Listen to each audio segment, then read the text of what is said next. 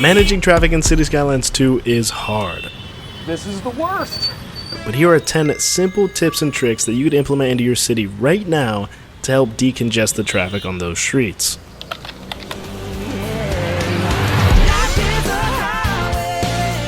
Building roads and managing traffic in City Skylines is one of the most complex aspects of the game.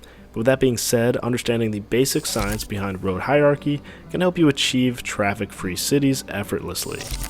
Road hierarchy is a system for categorizing roads based on their function and how they relate to each other within the transportation network, with the biggest factor being speed. There are 4 main types of roads.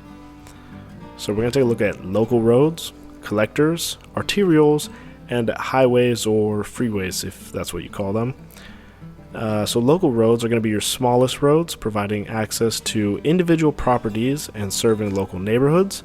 They prioritize access over speed and have many intersections. Collector roads are going to link local roads to arterials, gathering traffic from smaller streets and directing it onto larger roads, which can then carry that traffic over to arterial roads, which carry traffic between neighborhoods and connect to highways. They are designed for higher speeds and greater traffic volume than collectors, so these will usually have more lanes. And finally, we have highways. These are the fastest and largest roads designed for long distance travel and connecting major areas. These typically have limited access points and higher speed limits. There's also service roads that can be added to the list, but we'll talk about those later.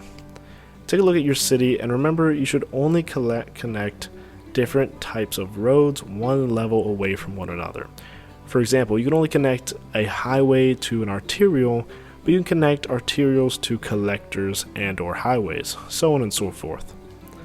This is mainly because traffic flows more smoothly when vehicles are directed to the appropriate roads for their intended journeys. You don't have to follow this religiously, of course, but planning the future road layout for your city like this could save you from a traffic nightmare in the future. And trust me, there's much more to this, so let me know if you want to see a whole dedicated video on this subject. And let's move on to trick number 2, which is going to be roundabouts. These are not a cure-all, but when used at the right intersections, they're incredibly powerful. A roundabout allows traffic to flow continuously without the need for traffic lights. They work best on collector roads and at the end of large industrial or commercial zones. Just be careful not to place them everywhere, as they can get clogged up if the traffic volume is too high. At our number 3 spot, we have the importance of keeping service buildings off high volume roads. This means that residential neighborhood, main drag, or any road that won't allow a high output of vehicles to be released from these service buildings. The key to keeping your main roads flowing is to remove any unnecessary car traffic from them, especially the constant stream of vehicles produced by these service and special buildings. Service and emergency buildings like police stations, hospitals, fire departments, and even post offices generate a high volume of traffic.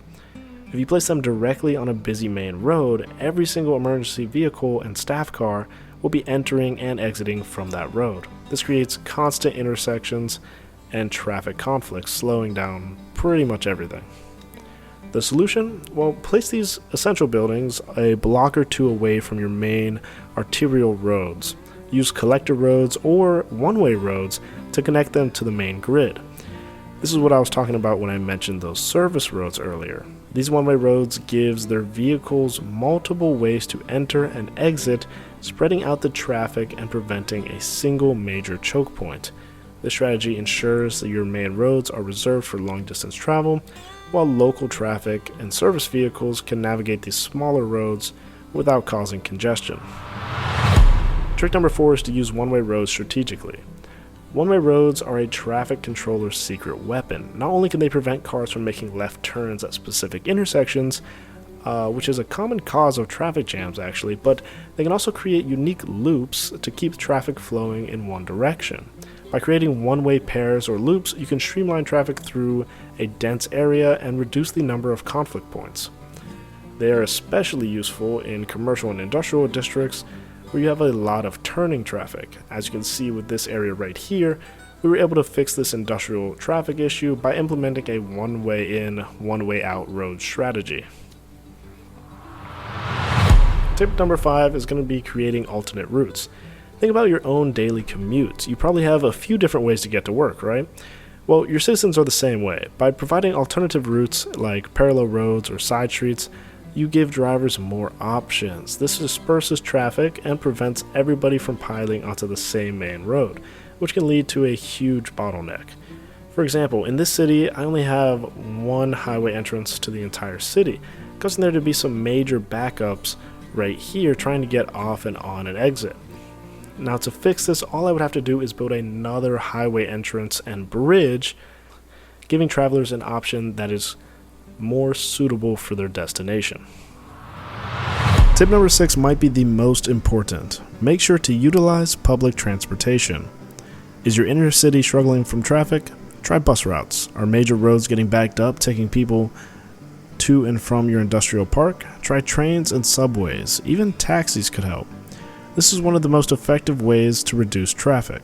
Public transport is a game changer. By setting up efficient bus routes, trams, or subways, you give your citizens a viable alternative route than driving their cars. This takes a significant number of vehicles off your road, freeing up lanes for freight and other essential services.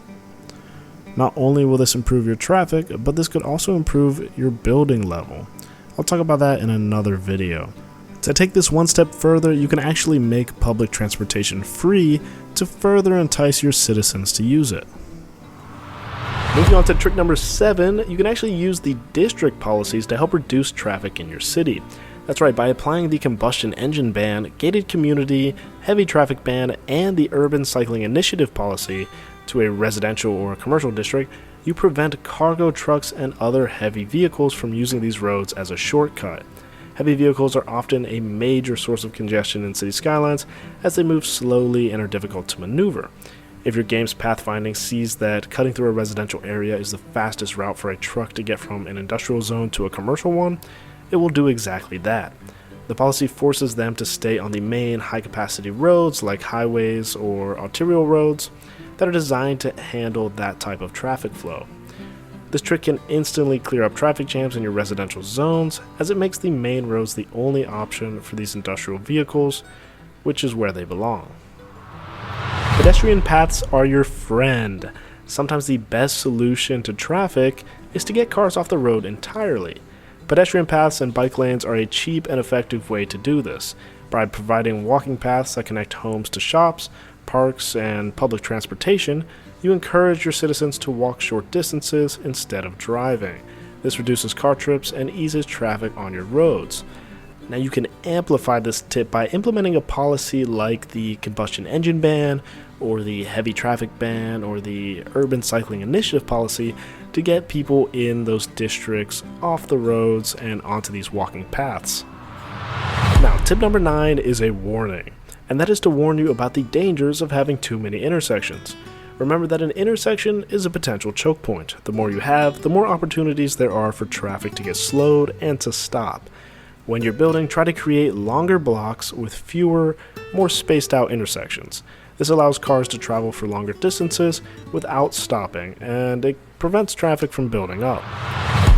Finally, tip number 10, we have lane mathematics. A more advanced concept like road hierarchy, lane mathematics is the basic idea that the number of lanes entering an intersection or off-ramp should equal the number of lanes leaving it. For example, if you have a 3-lane highway and you don't want to add a 1-lane off-ramp, you should have 3 lanes continuing onto the highway. Don't let your highway suddenly drop to 2 lanes or you'll create a bottleneck. This simple principle ensures both smooth merging and diverging traffic. Do this by dragging a 1-lane off-ramp from the highway, creating a separate lane. This will serve as your off-ramp. The same principle applies to on-ramps. If you have a 1-lane on-ramp merging onto a 3-lane highway, you should have a total of 4 lanes at that merge point. The extra lanes allows vehicles to accelerate and merge without disrupting the flow of the main highway. You can then reduce the highway back to 3 lanes after the merge is complete. But it will be the difference between having a yield sign and not having a yield sign, which can make a world of difference on those highway entrances and exits. And there you have it, 10 tips to transform your city's traffic. If you found this video helpful, do me a favor and hit that like button, and let me know in the comments what you found out helps the best with traffic in your city. If you want to see another cool video of showing you how to make money in City Skylines 2, then check out this video right here, and I'll see you over there.